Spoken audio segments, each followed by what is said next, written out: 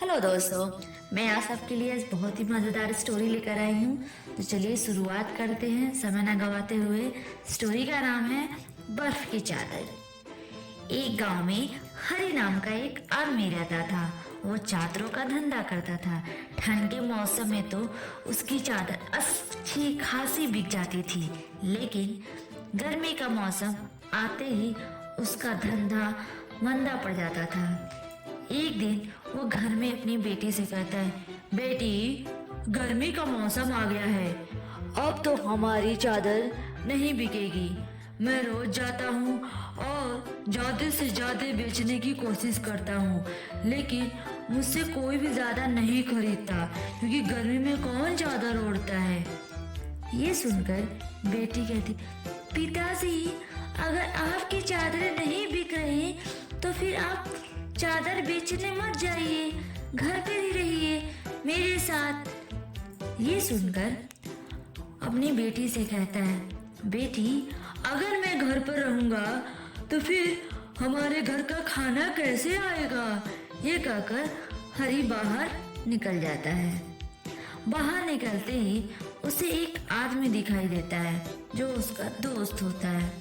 वो कहता है कि कितनी धूप है, गर्मी से तो पूरा बुरा हाल हो रहा है। उसने एक गांव की महिला थी, वो कहती है कि हमारे गांव में तो पूरा पानी ही खत्म हो गया है, सुबह से मुझे एक मटकी भी पानी नहीं मिला। अगर ऐसा ही चलता रहा तो धीरे धीरे हमारे गांव से पूरा पानी खत्म हो जाएगा और हमारे गांव में लोग प्यासे रह जाएंगे। हरी कहता है, हाँ, हमारे गांव को भी पानी नहीं मिल रहा। इतने में हरी की बेटी आती है और कहती है, पिताजी, हमारे घर में थोड़ा पानी बचा है, चलो हम उन जानवरों को पिलाकर आते हैं। हरी और उसकी बेटी थोड़ा पानी बचा हुआ घर का लाते हैं और जानवरों को पिलाते हैं। एक दिन हरी बाजार से अपने घर लौट रहा था तो उसने देखा कि उसके गांव का सरपंच ठंडे पानी की बोतल ले बेच रहा था।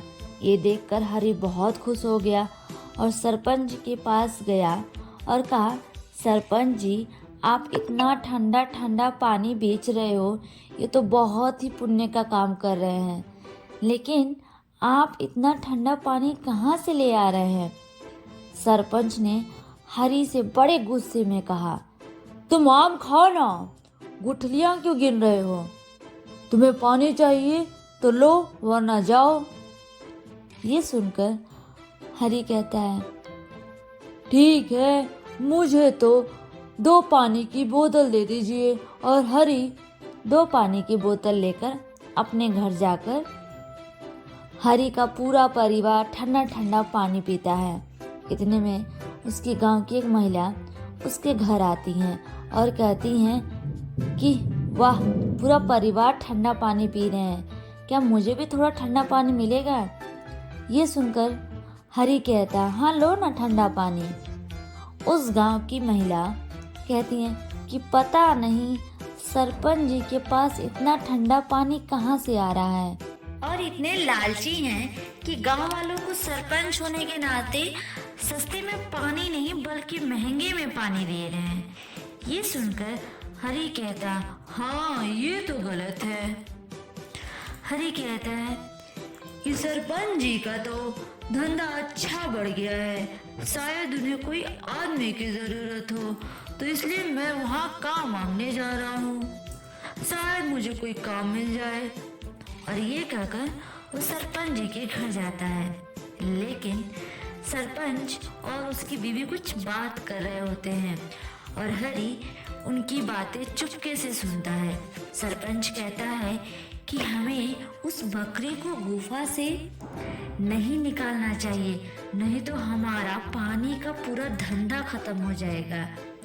ये बातें हरी बाहर से चुपके चुपके सुन रहा होता है।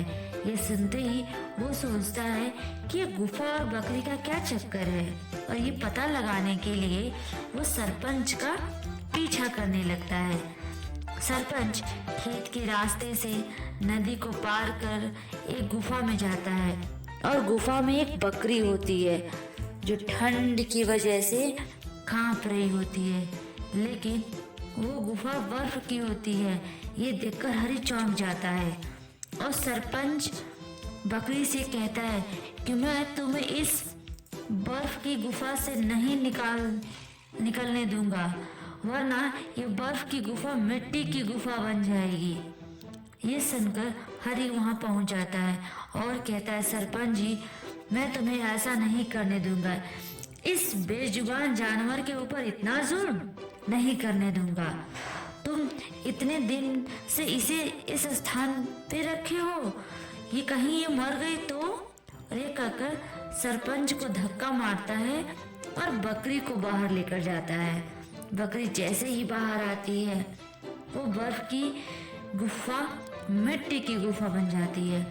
बकरी हरी को धन्यवाद अदा करती है और हरी से कहती है कि मैं तुम्हारा नाम जानती हूँ और मैं ये भी जानती हूँ कि तुम्हारा चादरें नहीं बिक रही।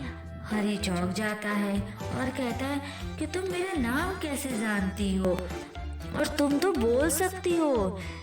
ये सुनकर बकरी कहती है, हाँ, मैं एक मायावी बकरी हूँ और तुमने मेरी जान बचाई है, इसलिए मुझे तुम जंगल में छोड़ दो और मैं तुम्हें एक आशीर्वाद दूंगी।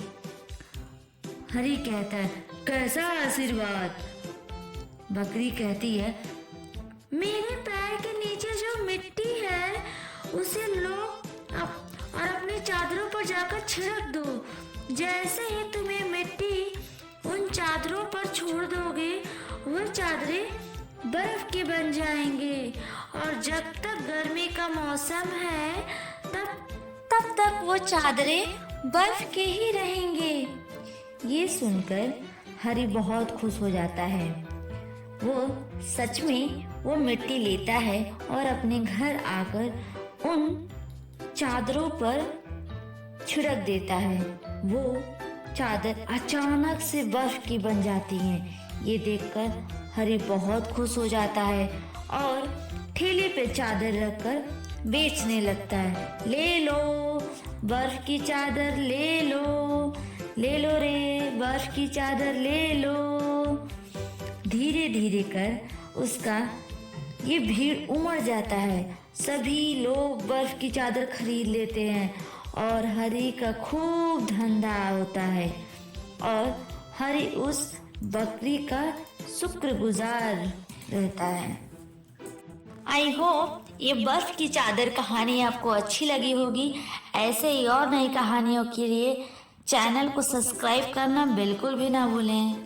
तब तक के लिए bye bye, tata, take care.